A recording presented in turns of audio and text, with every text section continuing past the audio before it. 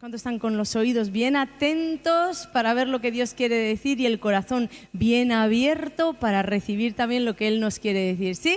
¿Estás así? Pues dale ese aplauso a Jesús, yo también te lo doy.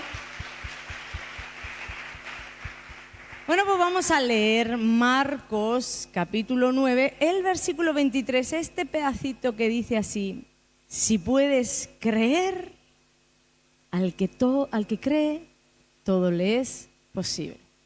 Si puedes creer, al que cree, todo le es posible. Yo recuerdo hace muchos años que yo leía palabras como estas y yo decía, uy, aquí está la gallina, los huevos de oro. Yo voy a creer y creer y creer, porque entonces voy a tener todo lo que quiero. Porque la Biblia dice aquí, ¿verdad? Uno cuando no tiene madurez en la fe, ¿verdad? La Biblia dice ahí que al que puede creer, todo le es posible. Porque en verdad, el Señor, algo parecido está diciendo. Al que puede creer, si crees, Dios te está diciendo, si puedes creer, si tienes esa fe verdadera, si la tienes, yo te digo que todo te va a ser posible. Y como prueba de ello, nos colocó ahí una galería. Mira, el mejor lugar donde tú puedes ver esto es en Hebreos 11. Esa galería de esos hombres y mujeres de fe, tremendos, que hicieron cosas extraordinarias. Muchos de ellos no tenían absolutamente nada más que la fe. Algunos eran prisioneros de guerra, otros eran esclavos, estaban en naciones lejos de su hogar, sin dinero. Ahí hay una variedad de todo en ese Hebreos 11, pero todos ellos de alguna manera concuerdan en tener algo, y es fe. Y esa fe les hizo tapar bocas de leones, les hizo, como dice de Sara, siendo estéril, tener el poder o recibir el poder para engendrar un hijo. Abraham, padre enaltecido, de pronto se convirtió en padre de multitudes. David, un muchachito, destruyó un gigante. Todo esto no teniendo nada y teniendo fe. ¿Cuántos dicen yo quiero esa fe? Yo la quiero. Yo verdaderamente quiero esa fe porque, ojo aquí, esa no es cualquier fe. Esta es la fe que agrada a Dios, la fe verdadera. Y si tú la tienes, la Biblia no miente y Dios no se arrepiente de nada de lo que Él escribió. Si tú la tienes, ahí dice que absolutamente todo te va a ser posible. Pero bien, ¿qué sucede aquí? Yo estaba, no sé si ha sido esta mañana o ayer a la mañana, estaba hablando con el pastor Ángelo y le decía, mira, vivir en Dios es tan fácil, todo lo puedes alcanzar, todo lo puedes tener. Estábamos hablando de todo esto, lo fácil que es llevar una vida en Dios. Y él me contestó, es verdad, es tan fácil y a la vez tan difícil que por eso se colocan los métodos espirituales. Atar y desatar, echar demonios con manuales, guerras espirituales con punto 1, punto 2. ¿Está mal hacer todo esto? Por supuesto que no. Todos los cristianos deberíamos de fluir y caminar en esto, en echar fuera demonios, en hacer guerra espiritual, en atar, desatar, en ayunar, en orar. Pero cuando hay ausencia de relación con Dios, entonces la religión tiene que rellenar los vacíos que deja esa ausencia de relación con el Creador y tiene que rellenarlos con fórmulas, métodos. Y de ahí vienen los miles de libros escritos con el método punto 1, punto 2 para sacar un demonio. Punto 1, punto 2 para que tu esposo vuelva a la casa. Con el método de la guerra rápida express. Y cosas así. Satanás lo plagia todo.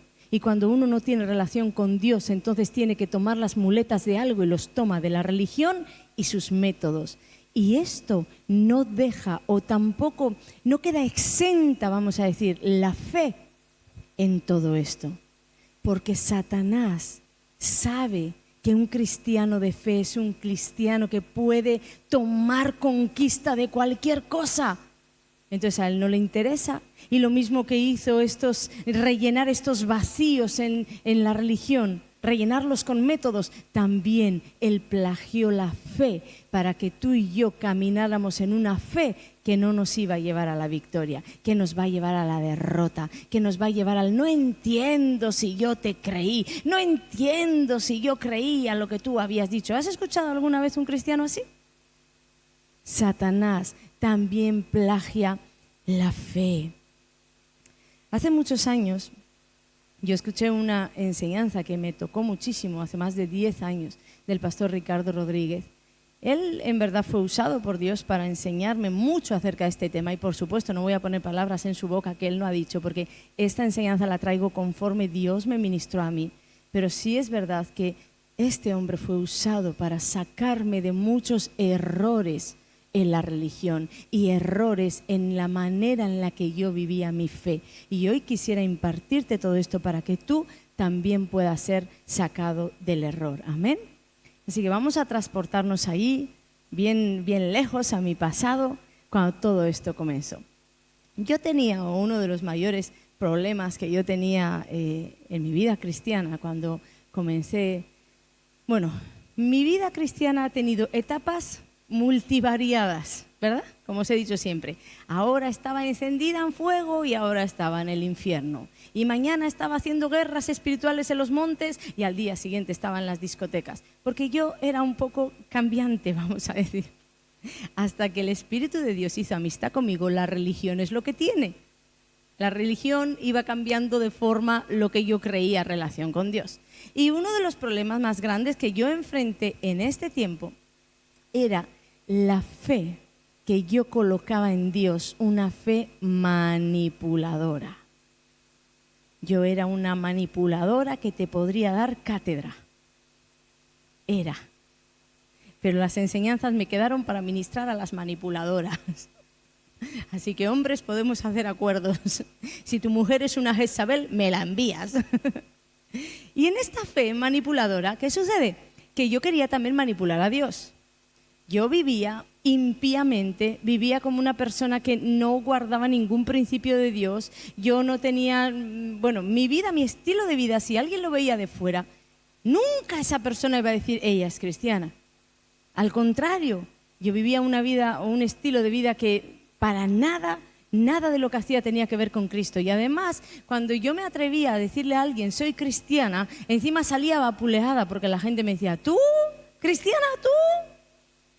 Porque claro, uno tiene que vivir lo que habla para no ser avergonzado, ¿verdad? Pero ¿qué sucede? Que yo me había criado en el Evangelio, con lo que yo formalmente todos los domingos iba a la iglesia como si fuera a la misa. Como cuando iba de niña a la misa católica, pues igual. Me iba todos los domingos a la iglesia y yo había aprendido todas las formas que allí yo tenía que hacer. Yo sabía cuándo me tenía que sentar, cuándo tenía que sonreír, cuándo tenía que decir bendiciones. Hermano, ese lenguaje que tenemos así, evangélico, ¿verdad? Yo me lo sabía todo, pero vivía impíamente. Estaba manipulando a Dios porque de alguna manera cuando las cosas me iban mal, ¿yo sabéis lo que hacía? Yo le sacaba a Dios su propia palabra. Mira, Señor, tú dices que ningún enemigo me hará frente. Tú dices, Señor, que cuando vengan contra mí, delante de mí caerán. Y tú dices, y mírame que estoy en angustias, que estoy en opresiones, y Señor, tú dices. Y comenzaba a manipular a Dios con su propia palabra, sin entender que todo lo que Dios dice está sujeto a condición. Pero yo quería vivir de manera impía y después hacerme con los favores de Dios manipulando a Dios. Era algo así como los hijos de Elí. ¿Cuántos saben la historia de los hijos de Elí? Ellos estaban metidos en el templo. Su padre Elí era el sacerdote, pero la Biblia habla de ellos que llevaban una vida impía, que llevaban una vida que pecaban con mujeres, que transgredían las leyes de Dios. No tenían ninguna reverencia al Señor estos hombres. Mas sin embargo vivían metidos en la iglesia y luego querían, cuando las cosas les iban mal, lo que hacían era coger al Señor como un amuleto. Una vez en una batalla tomaron el arca de la alianza lo que tipificaba la presencia de Dios para llevarla a la guerra, para que así, a modo de amuleto, Dios pudiera traerles victoria contra los enemigos. Lo que sucedió, sabemos la historia, que hubo una pérdida tremenda ese día en Israel, porque a Dios no se le manipula. Pero es que muchos cristianos vivimos así, queriendo la bendición de Dios que caiga en una vida impía. ¿Cuántas veces has visto esas personas que tienen la casa con un letrero gigante de Dios bendiga este hogar? Y tal vez hasta te dicen y todo, mi Diosito está aquí. Su Diosito, señora, está guardado en alguna caja, como un santo más, porque el Dios verdadero no está en un hogar impío, por mucha etiqueta que le cuelgue en la entrada del hogar. Eso es manipular la fe. Di conmigo, fe manipuladora. Vivir impíamente, vivir como uno quiere, vivir transgrediendo las leyes de Dios y luego querer que la bendición y la protección de Dios caigan sobre tu vida. Eso no es fe, eso es manipulación. Otra de las cosas donde nos solemos mover es en la fe matemática. La he etiquetado por nombres para que tú nunca te olvides, como yo nunca me olvidé. La fe matemática. Esta fe tiene una particularidad. Siempre anda detrás de señales. ¿Sí? En esta fe, la que nos podría dar cátedra es Sara, la esposa de Abraham. Porque mira aquí, sabemos la historia de que cuando Dios le dijo a Abraham, vas a tener un hijo, Sara se rió, ¿verdad? Pero no continuó riendo, porque Sara automáticamente seguido creyó a Dios. Sara no fue incrédula, ella creyó a Dios. Por eso se accionó a ver de qué manera aquel hijo podía venir. Pero esta fe matemática tiene la particularidad de buscar en todo las señales. Y Sara comenzó a buscar las señales. Ah, bueno, Dios ha dicho que vamos a tener un hijo, vamos a tener un hijo. Ojo aquí, la fe matemática le cree a Dios y quiere caminar en lo que Dios dice. Pero con esta particularidad, mi cuerpo da unas señales. Yo soy vieja. Tú, mi amor, eres otro viejete. De 2 viejetes, 2 por 2, 4, el niño no va a venir. Pero Dios no miente. Entonces hagamos algo. Agárrate a la criada, que es más joven que yo, que tiene un vientre donde se puede engendrar, y así Dios va a cumplir lo que prometió. La fe matemática sigue señales y no solo sigue señales, le echa ayuditas a Dios. Recuerda, en todo aquello en lo que tú estés, con señales y con ayudas, no estás actuando en una fe verdadera, estás actuando en una fe matemática. 2 por 2, 4. Y esto fluye mucho en cualquier asunto en el que nos vayamos a ver envueltos. Te voy a poner un ejemplo. Vamos a suponer que tú estás aquí con una deuda, ¿de acuerdo? Y vienes al culto y clamas, porque hemos dicho que la fe matemática le cree a Dios. Entonces empiezas a clamar, a decirle al Señor, Señor, por favor, sácame de esa deuda. Y en ese momento, pues el pastor o yo damos una palabra de ciencia. Alguien aquí está pidiéndole al Señor salir de la deuda y esta es tu semana. Esta es tu semana donde Dios va a hacer un milagro, te va a dar un trabajo y va a cancelar tu deuda. Ah, pues tú vas a creer, la fe matemática además cree a Dios. Vas a decir, esa persona soy yo. Y tú te agarras y sales de este lugar enfoguetado diciendo, esta es mi semana, Dios me va a sacar de la deuda. Hasta ahí todo va bien. Pero ¿qué sucede? De pronto, en esa semana te encuentras con un amigo que hacía años, 1000 años que tú no habías visto. Y te dice, hombre, ¿qué tal? Estoy metido en un negocio y justo estamos en la semana de la promoción. Claro, tú sin trabajo y con una promesa encima, no me digas. Sí, una promoción maravillosa. Mira, por un pequeño capital minúsculo que lo pagas en cómodos plazos con millones de intereses, tú, en 3 meses, estás nadando en la abundancia, oye. Claro, ese pequeño detalle de la deuda te va a molestar un poco, pero vas a decir, a ver, señales, 2 por 2, 4. La pastora, el pastor dijeron que en esta semana era mi semana. Este hombre que hace 1000 años que yo no veo me aparece con un negocio que en 3 meses, es un número simbólico, 3 meses. Voy a nadar en la abundancia. Qué pequeño detalle este de la deuda. Y lo tiras así todo. Y te metes de lleno. ¿Qué hay que hacer? Nada. Entrégame 1000 euros. O sea, ya tenías la deuda más otros 1000 euros de deuda, claro. Y en 3 meses estás nadando en la abundancia.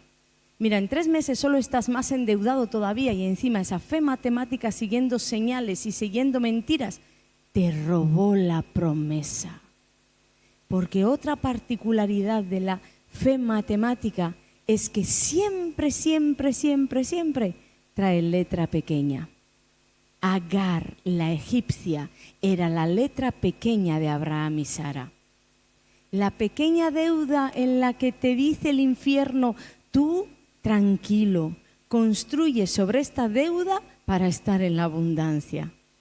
La letra pequeña ya te está diciendo, esto no es. Pero nos obcecamos porque todas las demás señales sí eran. ¿Lo estamos agarrando? Fe matemática, una particularidad, va detrás de señales, pero siempre va a tener letra pequeña y le va a echar la ayudita al Señor. Cuando te veas envuelto en esto, huye, porque no solamente no vas a obtener la promesa que Dios te dio, sino que además vas a embarcar tu vida en otra pérdida, en otra batalla perdida, otra guerra que perdiste, que trajo dolor, frustración y que te vas a tener que volver a colocar en la salida. Y así uno pierde la vida. Así uno pierde su vida, pierde años de vida. Entonces, ni la matemática ni la manipuladora. Vamos a la tercera fe, de la que también te puedo dar cátedra. La fe construida. Yo alguna vez te he compartido que cuando me nació este hambre y esta sed de Dios, yo empecé a tragar todo lo habido y por haber. Yo me veía todas las predicaciones que había de todo el mundo y empecé a leerme todos los libros que había de todo lo que yo estaba experimentando como de nuevo, ¿verdad? Yo venía de una iglesia bautista y nunca me habían hablado de temas como liberación, sanidad interior. Entonces, cuando este impacto vino a mí, yo en mi hambre y mi sed por Dios, yo empecé a leer de todo. Y ahí empecé a indigestarme y empecé a hacer un empacho en mi vida porque la vida, oye, que se me hizo un lío. Pero recuerdo un libro que me tocó bastante donde la mujer compartía que si tú puedes creer, claro, basándonos en versículos así, si tú puedes creer, todo lo que creas te va a ser posible. Entonces, claro, ella te decía, tienes que creer, creer, creer y creer. Cree, cree. Y uno como un autómata, ¿verdad? Con el deseo del corazón de tenerlo todo. Voy a creer y creer y creer. Claro que o el libro no estaba bien explicado, o yo no era la que no entendía, o esta mujer se expresaba como Satanás, con la verdad distorsionada. Porque también el diablo le dijo a Jesús en el desierto verdades distorsionadas. Entonces es verdad que si puedes creer, al que cree todo le es posible, pero la manera en la que este libro enfocaba el creer, porque después leí que añadía él, y si has creído, entonces declara lo que has creído. ¿Cuántos hemos escuchado esto? ¿Cuántos? Cree y después declara, muévete en lo que crees. Y uno se enfogueta y como si esto fuera, no sé, como si el destino del mundo, de tu propia vida estuviera en tu mano, empiezas a enfoguetarte con algo y empiezas a decir, yo creo, como si repetirlo 20 veces, creo, como si fuera a dar a luz, a existencia, eso que tú estás creyendo. Y después además hay que añadirle el, ahora confiésalo. Entonces, bueno, voy a contar un caso con el que Dios selló mi vida para toda la vida, fue en la muerte de mi esposo, de mi primer esposo. Aunque sucedió mucho antes, yo caminaba en esta fe. Yo recuerdo cuando nos dieron las noticias de que él iba a morir, no queríamos creer. Entonces, no me lo creo. Yo creo que va a vivir. Creo que va a vivir. No declares muerte. Deja las pastillas. Déjalo todo, porque creemos al Señor. Y ahí, 2 jóvenes, ignorantes en la fe, empezamos a creer de una manera construida. Ahí vino el sueño de mi esposo que os conté en otra predicación, donde le tocaba a Dios la cabeza y le sanaba. ¡Decláralo! Y yo me fui a todo mi pueblo a decir que mi esposo, que ya era un cadáver viviente, iba a vivir y Dios lo iba a sanar. Y empecé a decirle a toda mi familia y a la familia de él que él iba a vivir, que Dios lo iba a sanar. ¿Vosotros imagináis la que yo lié en aquella época? No, vosotros no os imaginéis la que yo lié. No os imagináis. Todo porque nadie me supo explicar la verdad sin distorsión. No es creer y declarar. Y yo creí con todo mi ser y lo declaré a los 4 vientos. ¿Y sabéis qué sucedió? Que mi esposo murió. ¿Os imagináis ese golpe cómo me dejó en años? Yo no quería más saber de enseñanzas, de creer ni de declarar más nunca. Porque en mi corazón sabía que Dios no podía mentir, pero a la vez estos versículos me confrontaban diciendo, no me has dicho la verdad, porque yo te he creído hasta la saciedad.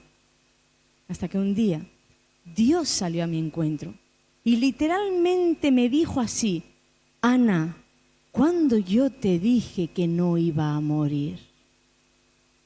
Esta frase, en medio de todo mi tormento, fue como que se me hizo la luz. ¿Cuándo Dios me dijo a mí que mi esposo no iba a morir? ¿Cuándo? ¡Nunca! Entonces quiere decir que todo lo que yo viví, lo construí.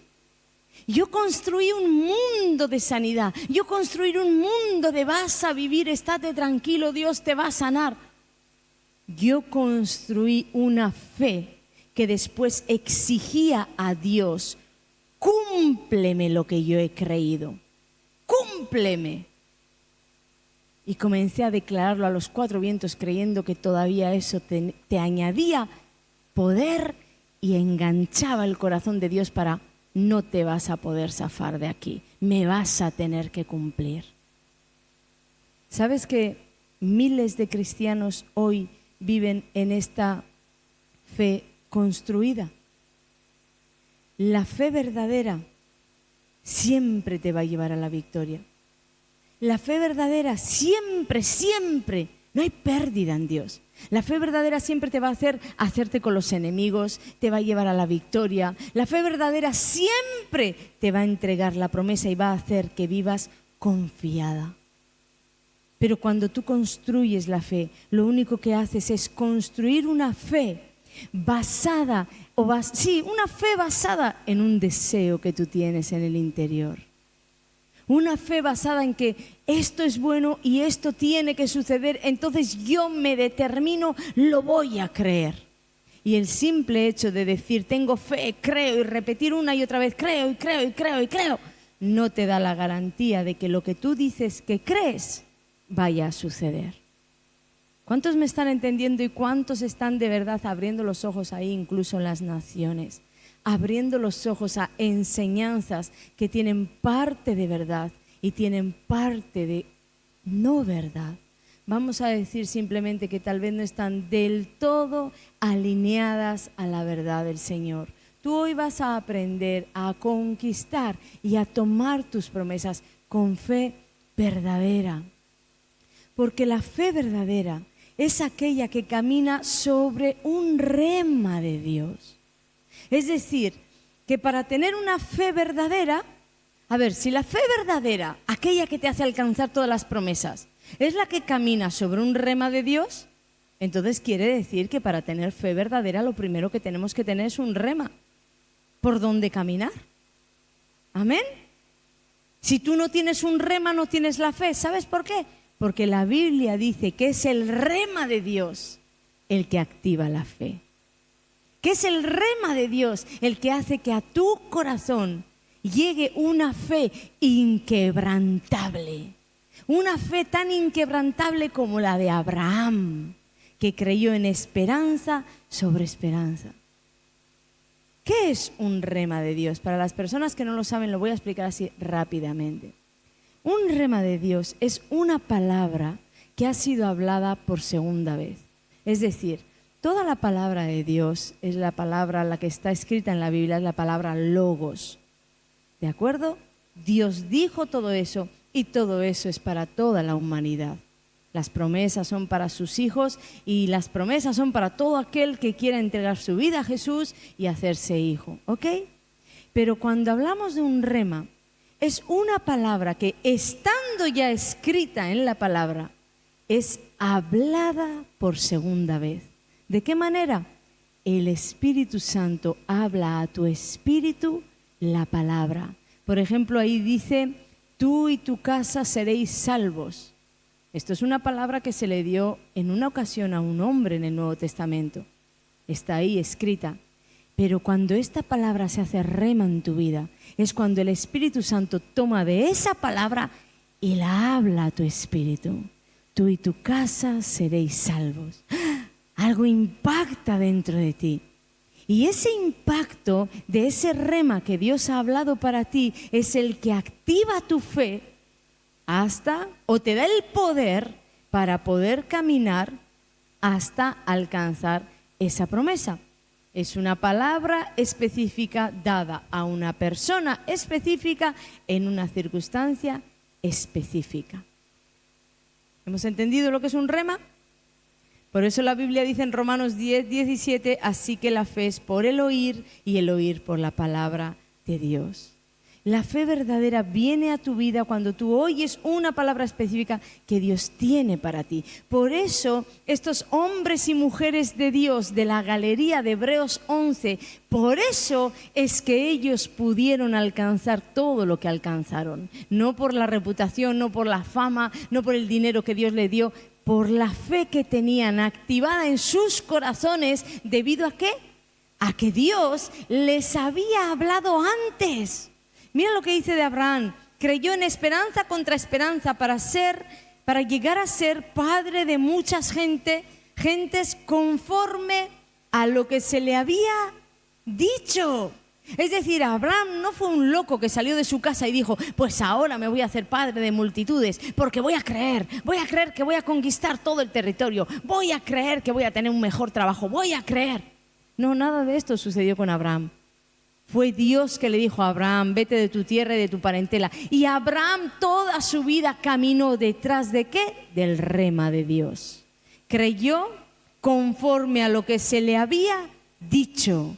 Es decir, Dios te habla algo, esto activa tu fe y tú caminas en eso y ahí es que sucede. No al revés como muchos libros enseñan. Cree, declara. Métodos, verdades, enseñanzas o verdades enseñadas a medias. Porque es verdad que cuando el rema llega tú debes de creer y declarar. Porque el rema está ahí. Pero si no hay semilla, ¿sobre qué vas a creer y sobre qué vas a declarar? Jairo. O Sara, mira, Sara, primero te cuento Sara, la esposa. Por la fe también la misma Sara, dice, siendo estéril, recibió fuerza para concebir y dio a luz aún fuera del tiempo de la edad, porque creyó, mira que creyó que ella iba a ser madre porque ella lo determinó así. No, dice, creyó que era fiel quien lo había prometido. Hebreos 11:11. Es decir, si Sara creyó que era fiel quien lo había prometido, quiere decir que había una promesa sobre Sara. Quiere decir que Dios primero había hablado a Sara algo y ella sobre ese algo creyó y se le dio. Jairo, Karen de la iglesia me escribía un WhatsApp el otro día y me decía, pastora, hace años yo tuve una visión y dice que se veía ahí en un aula. Para ella, ese fue su rema. Dios le mostró que se veía en un aula de pie, dice que estaba así de pie en un aula. ¿Y sabéis qué? Comenzó a estudiar. ¿Sabéis? La esposa de Juancho, la mamá de 2 niñas. Dios le dijo, te voy a meter a estudiar, vas a sacar esa carrera. Y se metió a estudiar. Y hace unos días ella me escribía y me decía, acabo de terminar el ciclo y me gradué como educadora infantil. Dios promete lo que cumple. Y me decía, aunque muchas veces pensé que no lo iba a conseguir. Cuando Dios da una promesa, se activa la fe en ti. Tienes que comenzar a recorrer el camino, pero eso no quiere decir que no vayas a tener tropiezos y que no vaya a levantarse el mismísimo infierno para que tú no consigas lo que Dios te dijo que iba a ser de ti. De aquí también vienen muchas de estas cosas de, pero no dijo que iba a ser así. Sí, pero lo perdiste. Dios te contó sus sueños. Dios te activó la fe en un momento contándote sus sueños. Quiero que tú seas esto. Pero luego cuando vino el camino a seguir, te desanimaste, te frustraste, te olvidaste, te perdiste. Y este ejemplo te lo quiero poner con Jairo. Jairo era el principal de la sinagoga y un día se acercó a Jesús porque su hija estaba agonizando, estaba, dice la Biblia, al borde de la muerte. Y Jairo comenzó a rogarle al Señor. Se acercó a Jesús y le decía, por favor, ven conmigo a mi casa y pon tus manos sobre mi hija porque entonces va a vivir. Jairo tenía fe y creía que si Jesús iba con él, su hija iba a ser sanada. Y Jesús aceptó. Tú clamas y Dios te responde. Jesús aceptó, pero cuando estaban llegando a la casa, dice la Biblia que salieron a decirle, ¿para qué molestas al maestro si tu hija ya ha muerto? Fíjate, Jairo no tenía una palabra rema de Dios, porque esta enseñanza nos habla de que muchas veces no vamos a tener una palabra específica de cómo va a suceder. Estás clamando por la sanidad de una hija y de pronto Dios no te da una palabra de sanidad específica, pero te dice, voy contigo. ¿Sabes qué te está diciendo? Me meto en tus asuntos. Cuando tú sabes que Dios se ha metido en tus asuntos, ya no tienes más por qué preocuparte. Esto era lo que yo os compartía de todo lo que el infierno había querido echar contra mi salud. A mí no me ha dicho Dios nada claro, me ha dicho que ninguna arma forjada contra mí prosperará. Me meto en tus asuntos, Ana. Entonces el resto del camino, ¿qué me importa cómo va a ser si Él está, todo está bien? No siempre vamos a tener una palabra específica. Pero lo que tú tienes que saber es que si Él está en el momento dado en que necesites esa palabra, porque imagínate cómo quedó Jairo cuando le dijeron no molestes más al maestro, tu hija ya ha muerto. ¿Cómo quedó Jairo? Pero esta amistad con Dios hace que Él esté ahí en cada momento y en cada instante de tu vida. La religión hace que Diosito esté en algún cajoncito de la casa o pegado, empotrado en la pared, en un cuadro. La relación con Dios hace que Dios esté ahí en el día a día, que cuando tú vayas a recibir la noticia, antes de que la recibas por completo, mira lo que le dijo Jesús a Jairo. Jairo, Jairo, Jairo, cree solamente. Jesús le estaba diciendo, no pierdas la fe, hemos llegado hasta aquí, soy el Hijo de Dios, te voy a resucitar a la hija, no pierdas la fe. Porque Dios también necesita que trabajemos con Él, que le creamos y que permanezcamos. Entonces Él le detuvo y le dijo, ten fe, no la sueltes. No tenía una palabra específica, pero Jesús es la fuente de vida. Por tanto, cuando llegó, trajo resurrección y vida.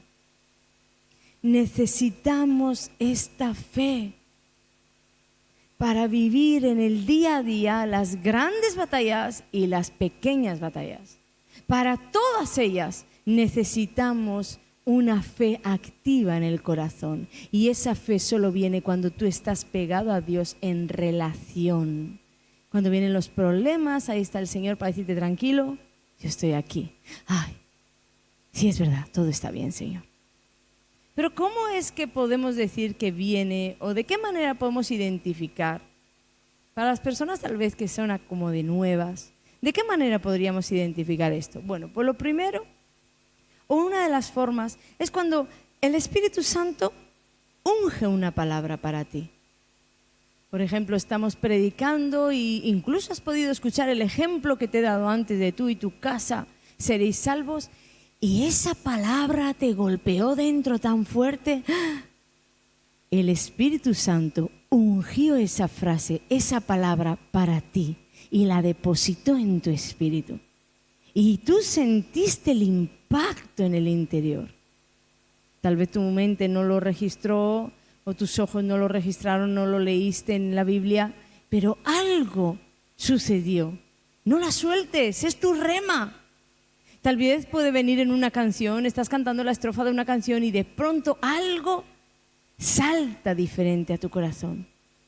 O tal vez estás leyendo un versículo bíblico que lo has leído 20 millones de veces, pero ese día tocan el devocional y estás leyendo el versículo y algo sucede cuando lees el versículo que has leído 1 millón de veces, pero esa vez de la lectura es diferente. Una palabra de ciencia.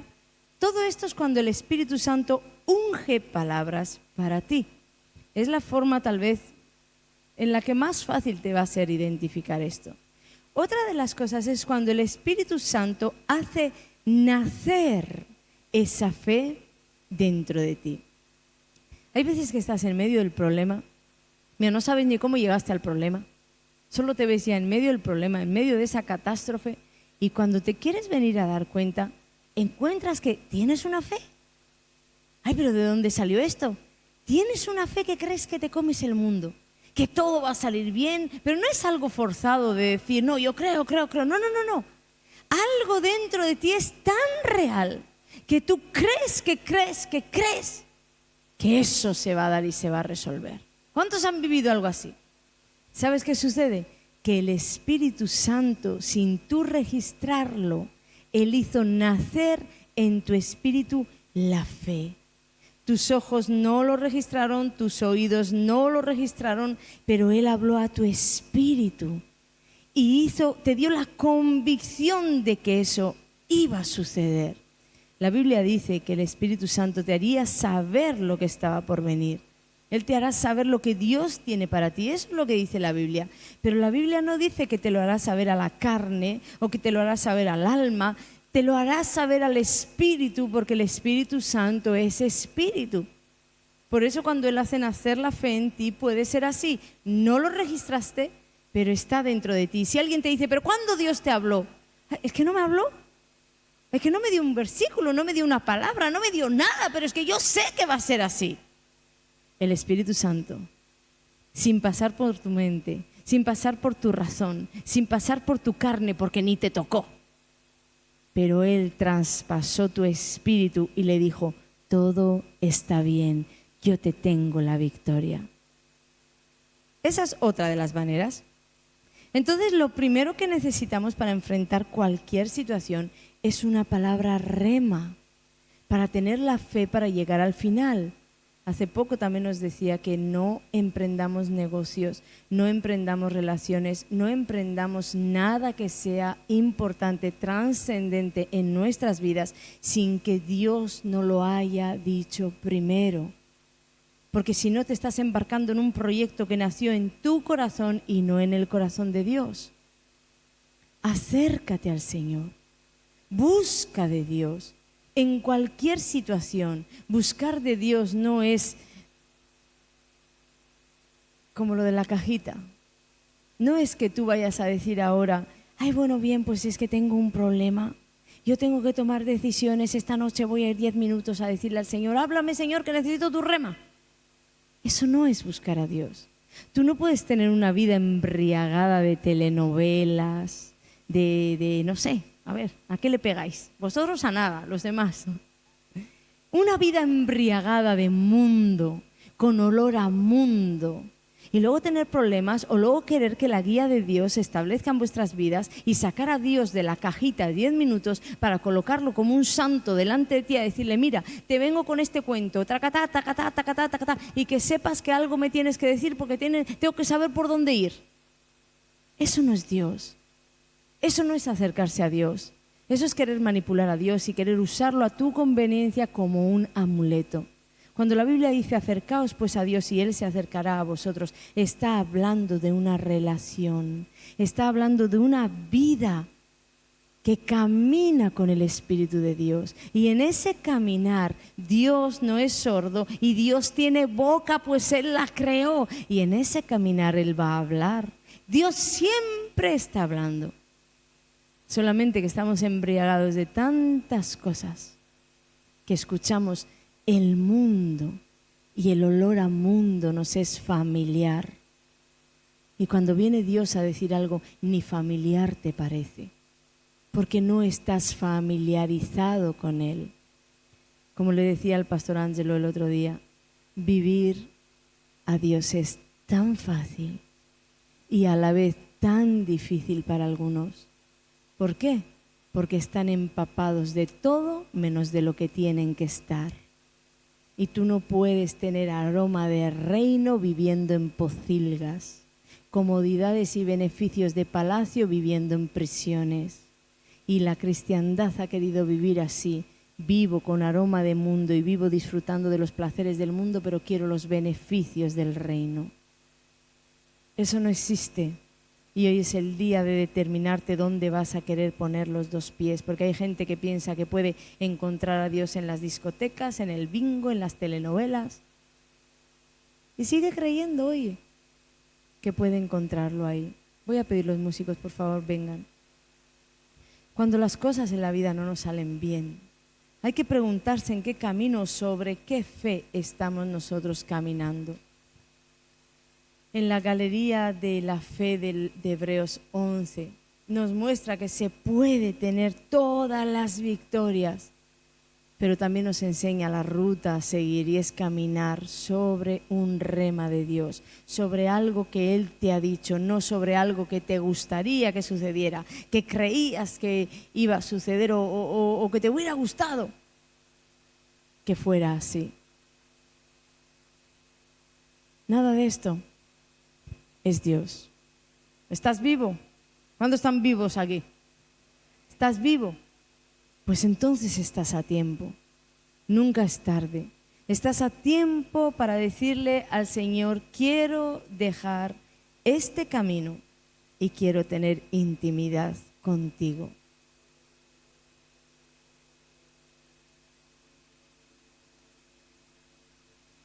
Si quieres victorias, entonces tendrás que caminar junto a aquel que es la victoria.